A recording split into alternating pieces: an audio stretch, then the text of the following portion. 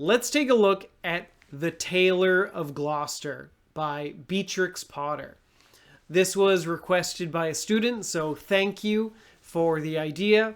I hope you enjoy it.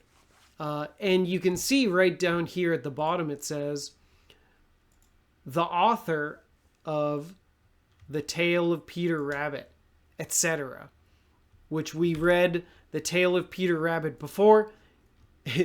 Kind of funny to have the word etc. ETC is short for etc. That's how you read it. Etc. Meaning and more and more and more. And Beatrix Potter has lots and lots and lots of stories. So The Tailor of Gloucester is another one, right? So let's get right into it. First up, I mentioned before this word tailor. A tailor is a person. A tailor is a job. If a word ends in an sound, it's often a person. It could be a thing, but often it's a person. Like doctor, painter, teacher, right? So tailor is someone who makes clothing. Okay? Let's see. If I ever look funny, that's because I'm trying to make sure everyone can see what I'm seeing. So it's their job to make clothing. How would I do this? Okay. And then we have this weird thing. What the heck? That looks like Gloucester. Gloucester. Ugh. It's a weird thing, but this is the name of a place. And this is another problem with English. Sometimes the letters don't match the sound. So it looks like Gloucester, but we just say Gloucester. It sounds like Gloucester. Okay? I'll use these brackets, these little things here. Dirt, dirt. Those are called brackets. I'll use that to show the sound of a word sometimes. So it's not Gloucester, we just say Gloucester. And in this story, it's Gloucester, England. There's also a Gloucester, Massachusetts. So it's England and New England, where I come from, have a lot of places that have the same names. So there's a Gloucester, England, and a Gloucester, Massachusetts. But don't worry about the spelling. Just say Gloucester. Gloucester. Okay? And then this version of the story was printed in New York, and the copyright is 1903. So this story is very old. Okay. And then here's some cute animals. Here's Peter Rabbit. And then his family. And then some of the other Beatrix Potter characters that maybe we'll meet them someday. So let's get started. If you have any questions, please let me know, okay? So, like the other stories we've done before, I'll try reading a section, and then we can go back and read slowly and discuss what it means. Okay. The Tailor of Gloucester. In the time of swords and periwigs and full-skirted coats with flowered lappets, when gentlemen wore ruffles and gold-laced waistcoats and padaussoi and taffeta, there lived a tailor in Gloucester. Oh my God, I'm getting a headache. You're probably getting a headache too. Don't worry, this is super, super hard, even for me. this first section of the story is extra, extra hard. So if you're confused, that's okay. I'm confused too. Lots of these words are very old that I never heard of before I read this story. So don't feel bad if it's hard. So in the time of, this is the easy part. In the time of is a phrase we can use when we're talking about the past. Way back when. In the past, when, blah, blah, blah, blah, blah. So in the time of all of these things. And so it's saying it's a long time ago, and these are some things that they had back in those times. Okay. In the time of swords. Okay. That's easy. A sword is a weapon. You can see this guy is holding a sword behind him. Okay? In the time of swords and periwigs. Now, you should know the word sword, but periwig, who cares? I've never heard this word before. But a periwig is a kind of wig. This is a word you should know. A wig is fake hair.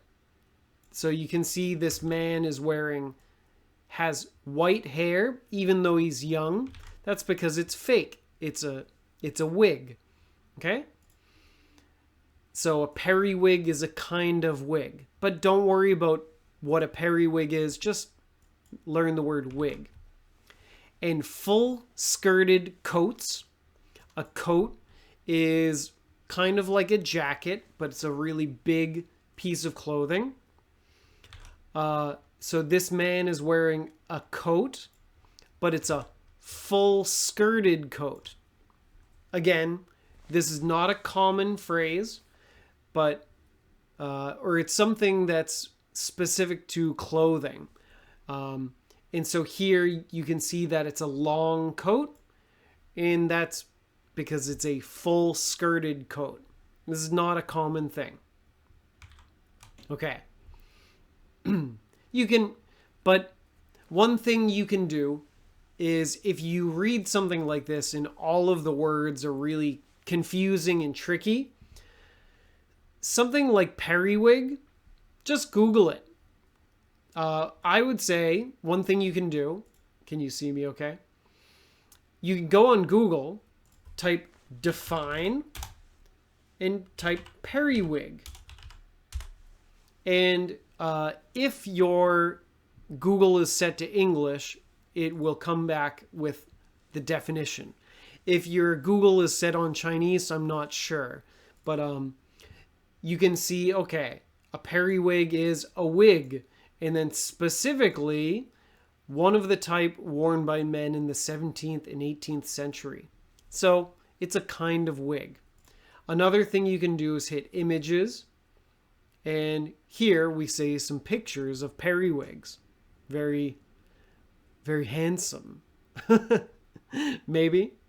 Oh, look at those beautiful periwigs. Okay, anyways. So Google is your friend. Don't be shy about Googling. And then a full skirted coat. You could Google this, but I think you probably know the word skirt, right? Like a skirt is what ladies wear on their legs. But if we're talking about a man wearing a full skirted coat, okay, the coat goes where a skirt goes. Okay? The skirt of something is like the bottom. Okay. I'll try to go a little bit faster. In the time of swords and periwigs and full skirted coats with flowered lappets. Okay. Now, again, here's another tricky vocabulary word. What's the answer? Just go to Google, type lappet. It says a fold or hanging piece of flesh. Oh my God. So it's not a piece of an animal, but it's a loose or overlapping part of a garment. Like this might be called a lappet or lappet. And then let's see. Oh, let's see. It's scary. in clothing, this is, anyways, you know it's parts of clothing. I'm not exactly sure. Again, it's all very fancy words for clothing. This is not common. A word that is common is a lapel. Let's see.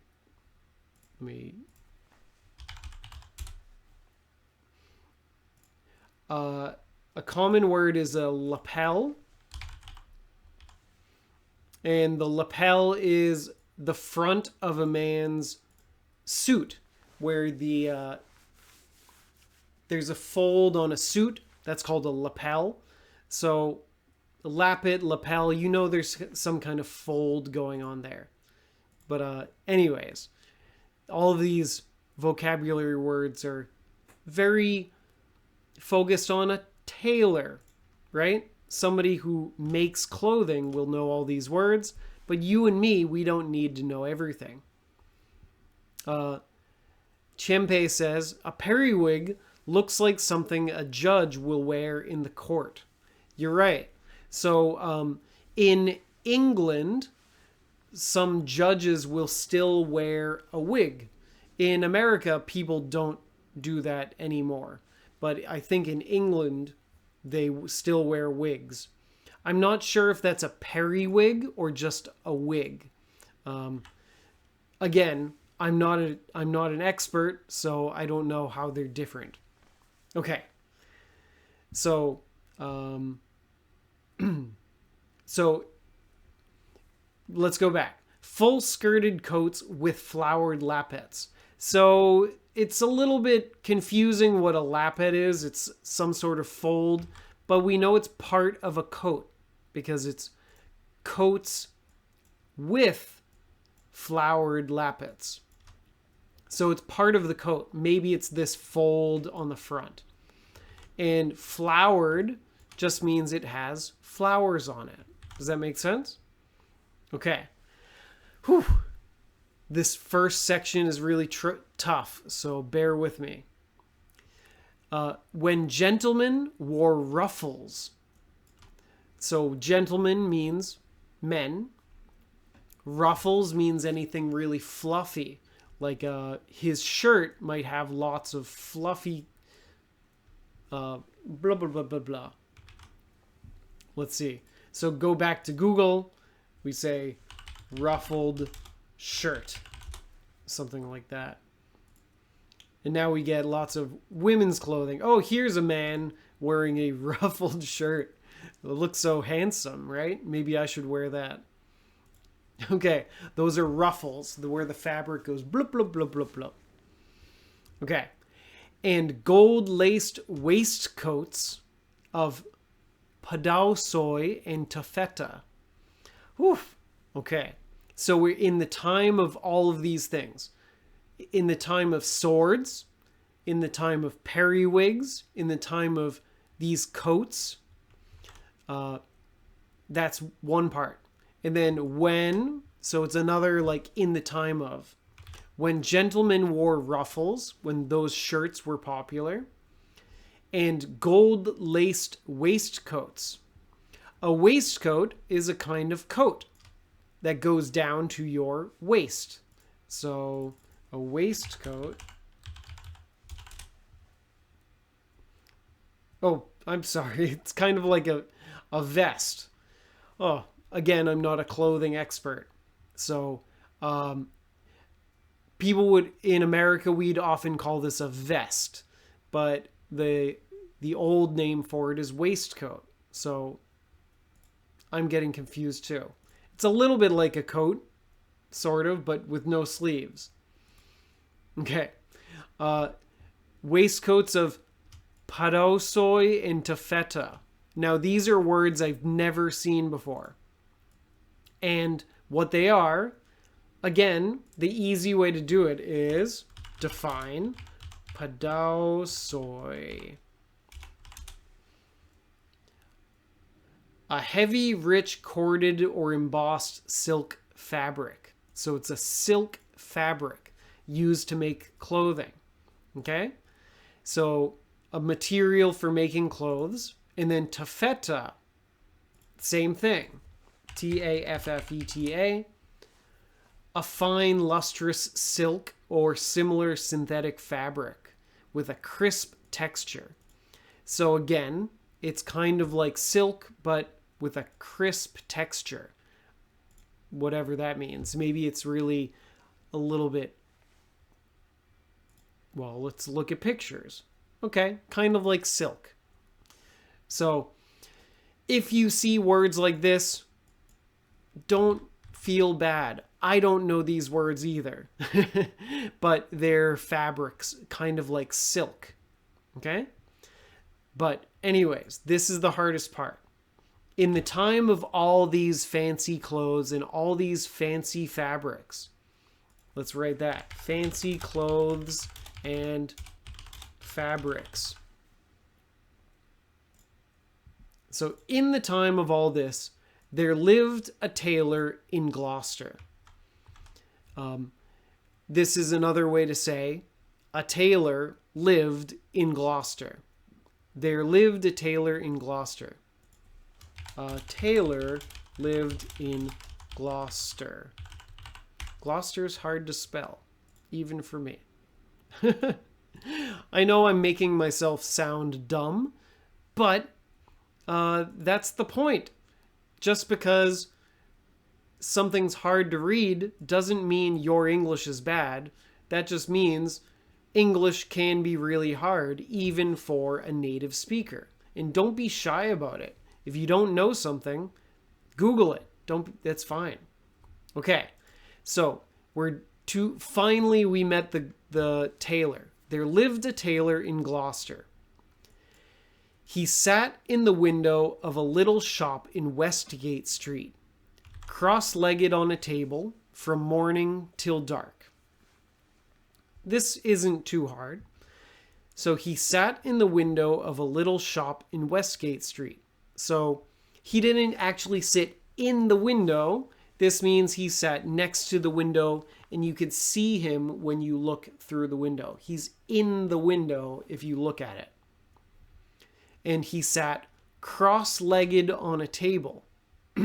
Cross-legged is when your legs make a cross, right?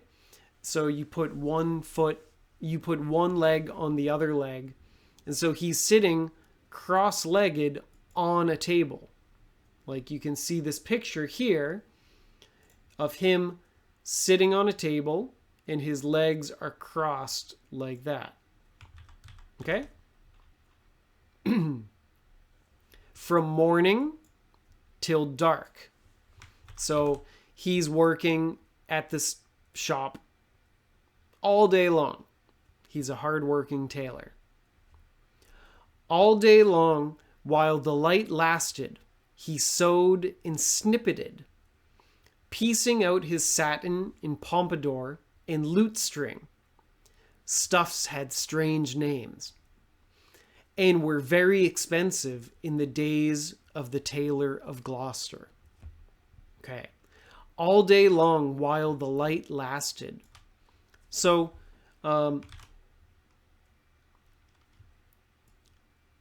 while something lasted.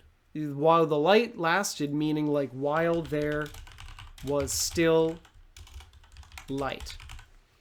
So, he's working and working and working while there is light out. Okay? And what did he do for his work? He sewed and snippeted. To sew is a verb. And to sew means you take a thread, you take a needle. A needle is a little piece of metal and a thread of fabric, and you go up and down and up and down and up and down. That's to sew, that action. You sew clothes. So maybe you sew your shirt. Okay? This is a common word. It's good to know. Have you ever sewed anything? So he sewed. And snippeted. Now, this is not a common word because I think this might be an old version of a word. Snippet. But now people would say to snip. So he sewed and snipped is what I would say. If I wrote this story right now, I would say he sewed and snipped. Snip is to cut things. Like use scissors to snip, snip, snip. It's like to cut a small piece. Okay? So, all day long while the light lasted, he sewed and snipped.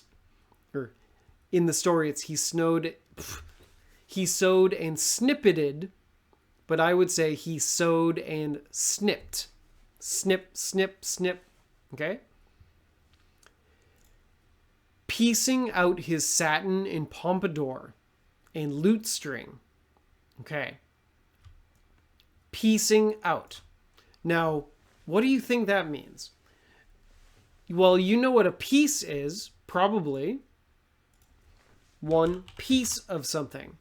It's like one bit. So take piece, you have like a piece of fabric in 5 pieces, right?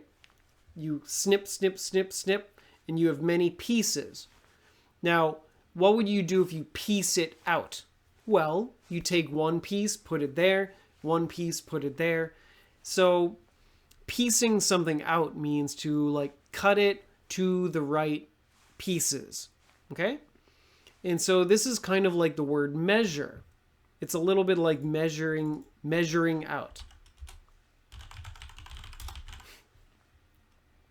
So he's measuring out his satin and pompadour, cutting it into pieces so he has the right amounts.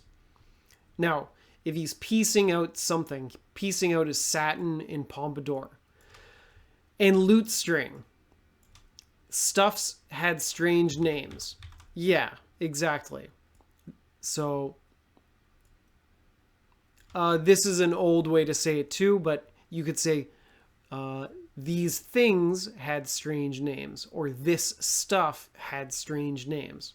So, even the author is telling us, hey, all these words are strange words. They're difficult words.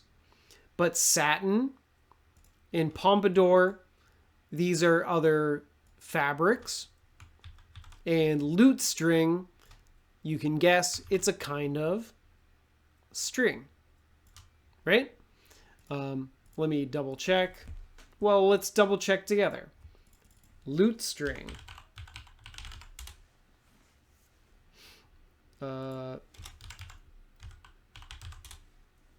Fabric? Okay, I was wrong. It's not a string. It's a kind of fabric also. And also, there you go. You have to double check. And don't be afraid to look stupid sometimes. Yeah, so it's made with string, but lute string is another fabric. And it's a strange name. I don't expect you to remember all this stuff. But don't be shy about Googling things, right? Okay. Let's see. Okay. So he sewed and snippeted, piecing out his fabric. Stuffs had strange names. All these crazy words, right? And were very expensive in the days of the Tailor of Gloucester. So that's an important thing. All of these fabrics, all of these materials were very expensive. So maybe it's not so easy to be a tailor because you need this expensive stuff. Okay. Phew. This piece is probably the hardest piece of the story. Now, there are other parts with hard words, but this one was like crazy. Lots and lots of tricky words that I don't know, all in 3 little paragraphs. Okay, let's keep on going. Let's see what the tailor is doing.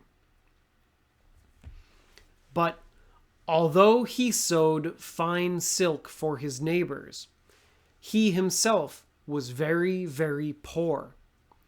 A little old man in spectacles, with a pinched face, old crooked fingers, and a suit of threadbare clothes. Okay. But although he sewed fine silk for his neighbors. Okay. But although, this is kind of like another phrase we've learned before. Even though. So, this phrase is used to show that two things are different than what you think. So, they tell you one thing, that he sewed fine silk for his neighbors. So you think, oh, he's making really nice stuff, so he's probably rich. But actually, even though shows that this is true, but what is next is going to be a surprise. Even though A, B is a surprise. So, although he sewed fine silk for his neighbors, he himself was very, very poor. Okay? So even though he makes nice things, he is very poor. So it's kind of a surprise. And after he's very poor, we get a description of what he looks like. And it gives you the feeling of a poor old man. Now, here the word poor doesn't mean sad. Here poor means no money. Remember that. Sometimes people will think, oh, he's very poor. Means like, oh, poor him. But here it means no money. Okay? Just be careful. So, he was very poor. A little old man in spectacles. Spectacles means glasses. Usually we just say glasses, but spectacles is kind of an old word for glasses. This word is common in stories and movies and games, but in day-to-day life, we usually just say glasses. So a little old man in glasses, or spectacles. Maybe they're small glasses, with a pinched face. Okay. You might know the verb pinch. Pinch is using your fingers to pinch someone. So if you go like this, ouch, that's to pinch me. Ouch. Now that's pinch. But what does it mean if he has a pinched face? Well, imagine you pinch your face. So maybe he has a really small face because he's so focused and he's looking tightly at these little things he's trying to make. Okay, so he's in spectacles with a pinched face, old crooked fingers. So think about an old man's fingers. Well, his fingers won't be like this. His fingers might be like this. So crooked means not straight. Okay? But not straight when it should be straight. So you could think his fingers are kind of like a weird shape. Okay? So, an old man in spectacles with a pinched face, old crooked fingers, and a suit of threadbare clothes. Threadbare means they're old and falling apart. So he's wearing clothes, but they're threadbare, meaning that you can start to see the threads. Threads means string. So if you can see the threads that make the shirt, that means it's falling apart. Okay? So this poor guy is working hard with all these fancy, expensive fabrics, but he himself is wearing really old clothes. Okay, let's keep on moving. He cut his coats without waste. according to his embroidered cloth. They were very small ends and snippets that lay about upon the table. 2 narrow breadths for naught, except waistcoats for mice, said the tailor. So, the first part. He cut his coats without waste. So that means when he cut coats, like making a jacket, well, a coat is bigger than a jacket, right?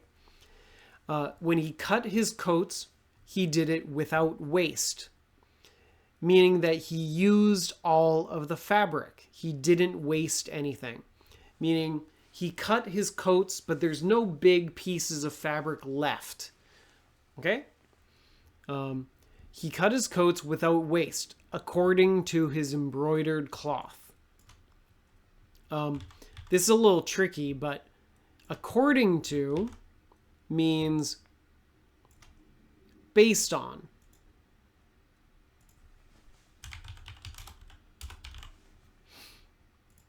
And what that means is that you can look at something to understand. Okay? If that makes sense. You can, so according to his embroidered cloth, he didn't waste any fabric. So that means if you look at his cloth, you can see, oh, he didn't waste anything. Does that make sense? So he cut his coats without waste, according to his embroidered cloth. So you look at his cloth and say, oh, he did it without waste. There's nothing missing, nothing extra, nothing left over. Okay. So the only detail here is what is embroidered? Okay. Well, cloth, this isn't clothes, this is cloth. Cloth is fabric. Okay? So the material you use to make clothes. Okay? That's why cloth and clothes look so much the same. I'm wearing clothes. My clothes are made of cloth. Okay? Fabric. Now, embroidered cloth means that someone sewed a pattern or a picture on the cloth. So you could have a piece of fabric and then someone sewed a picture or sewed words into the cloth. That's called embroidery. Okay? We can Google the word embroidery to give you an example. So here's some embroidery. There's this fabric and someone used thread to sew a pattern right on the cloth, on the fabric. Okay? And you can do that on clothing. Let's see. Like here's a t-shirt with the word Paris embroidered right on it. Okay? So he's using embroidered cloth to make clothes. Okay. Sorry, I hope this isn't not too much detail. But embroidered is a pretty common word. You might get an embroidered shirt or an embroidered hat, something like that. Okay. He cut his coats without waste, according to his embroidered cloth. They were very small ends and snippets that lay about upon the table. So you could see that there's little bits. They were very small ends and snippets that lay about upon the table. Upon is the same as on. So these things lay on the table. Sorry, I should go slower. They were very small ends. So when cutting the fabric, there's an end piece that falls off. So that's an end, a noun. Snippets before we talked about the word snip means cut. So a snippet is a little piece he cut off. Okay? Little snippets and ends and snippets that lay about upon the table.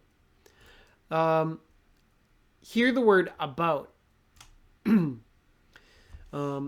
I don't want to skip things because this could be tricky. Lay about is kind of a British way of talking. About is like the word around. Or it's suggesting that it's scattered. Okay? So, you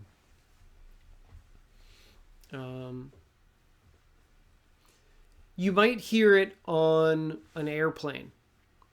When the seatbelt sign turns off. Boom, boom. They turn off that seatbelt sign and they say on the microphone, "You may now move about the cabin."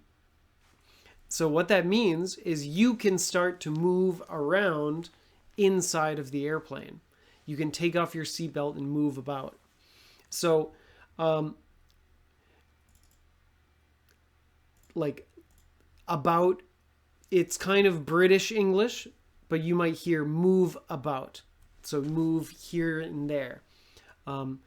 So here in the story, these ends and snippets, these little pieces of fabric, lay about upon the table.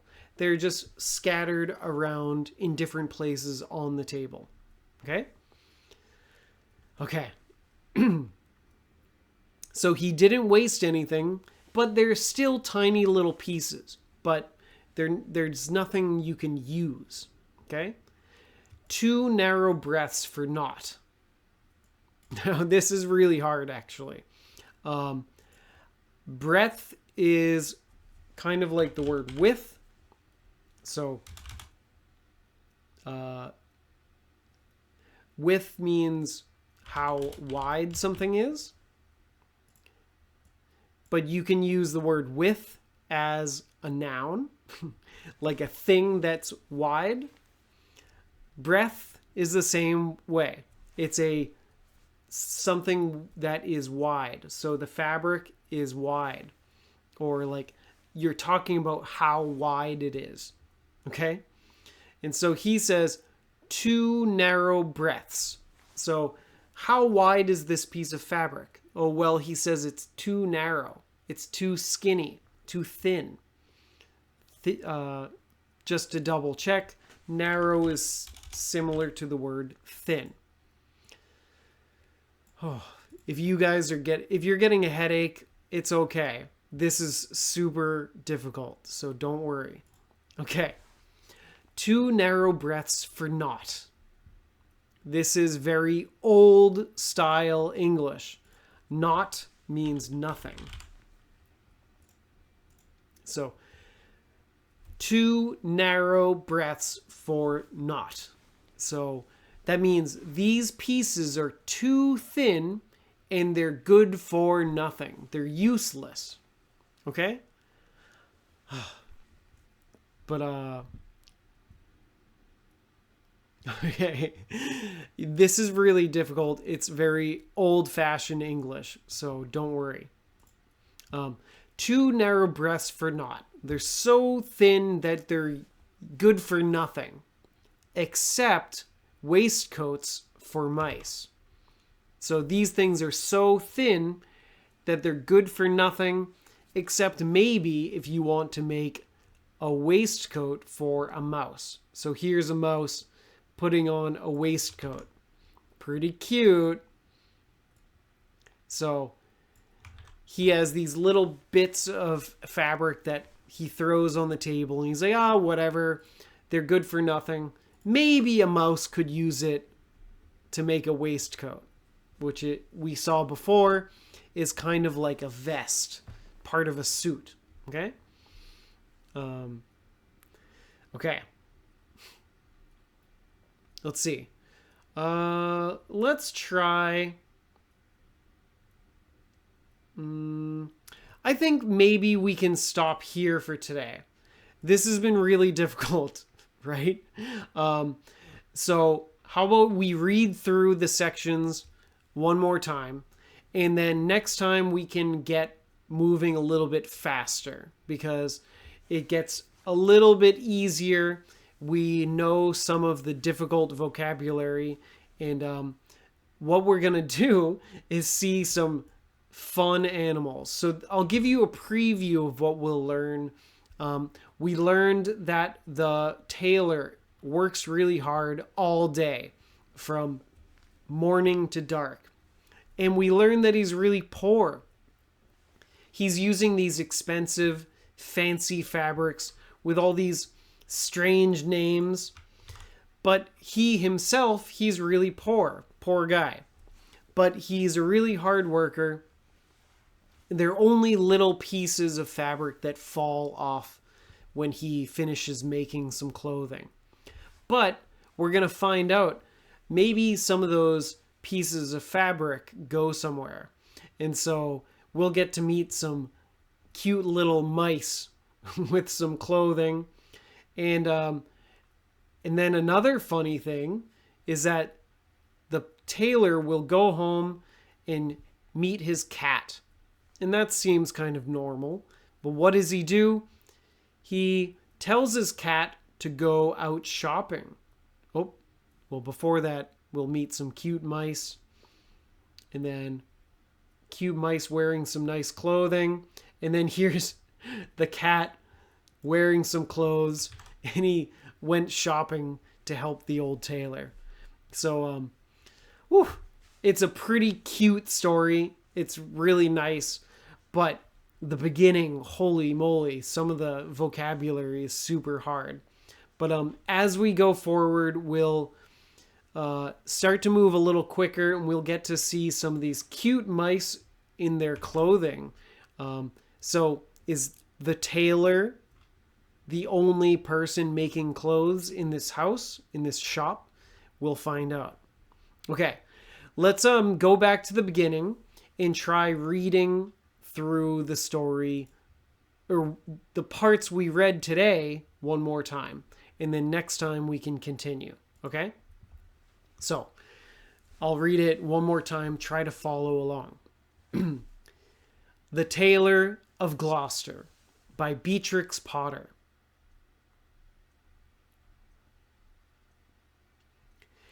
In the time of swords and periwigs and full-skirted coats with flowered lappets, when gentlemen wore ruffles and gold-laced waistcoats of podassoi and taffeta, there lived a tailor in Gloucester. He sat in the window of a little shop in Westgate Street, cross-legged on a table, from morning till dark. All day long, while the light lasted, he sewed and he snippeted, piecing out his satin and pompadour and lute-string. Stuffs had strange names, and were very expensive in the days of the Tailor of Gloucester.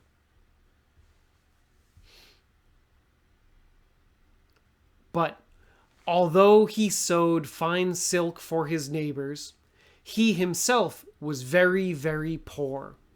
A little old man in spectacles, with a pinched face, old crooked fingers, and a suit of threadbare clothes. He cut his coats without waste, according to his embroidered cloth. They were very small ends and snippets that lay about upon the table. 2 narrow breadths for naught, except waistcoats for mice, said the tailor. So, we're just getting started, but give you a little bit of background. It's like the 17th century or the 18th century, and this guy is making beautiful clothes with some fancy fabrics for some rich people, but he himself has no money. And so that's kind of his situation, and then we'll start to learn about some of the fabric and the the things that happen. Oh, he looks so sad, right? But then the mice come out and meet him. Wow. And then the cat goes and meets the mice too. And then later, maybe the mice help the tailor a little bit. So we can see a little bit more of this story next time. But the thing I want you to take away from this section today, this was very difficult, right? But if you're reading it with me, of course, I'll help to explain it. But if you're reading by yourself, you don't need to spend so much time on each word one by one. What you can do is be like, okay, I know it said coats with something. And then you can just tell yourself, okay, it's part of a coat. That's good enough, right? Sometimes it's okay to skip these really hard words and get to the important parts. Or if you feel like, oh, there are too many hard words, I need to figure out what they are. Don't just go to a dictionary. Don't be shy. Go on Google. Google is your friend. You can search these words and then try looking at pictures of these words. Like we had taffeta. Okay, what the heck is taffeta? Define taffeta. And then if you read this, oh, it's a kind of silk. You forget, what is silk? Just hit on images and it'll show you, okay, I don't know exactly what it is, but I know it's some kind of fabric. And if you really care, you can read more, do more research. But most of the time, if you're reading a story, I would say just keep on moving forward, right? And so this story is really difficult and tricky. But what I want you to understand is it's okay to keep on moving, skip hard words, or just use Google. And don't be shy about using Google, because these are hard words. I don't know a lot of these words too. So it's okay not to know something, right? The only way to learn is if you don't know something. And that's kind of a nice way to think about it, right? Okay, so let's stop here for today. I hope you had a good time. That was really difficult for me and for you. So if you have a headache, I'm sorry. Go take a rest and say, oh, I'm going to read an easy story now, or watch a video in English instead. So anyways, I hope you had a good time. I hope you learned something new, or at least learned a way to find out what something means. Don't be shy about using Google, okay? So let's stop here, and I will see you next time for part 2. So thank you for joining. Bye-bye.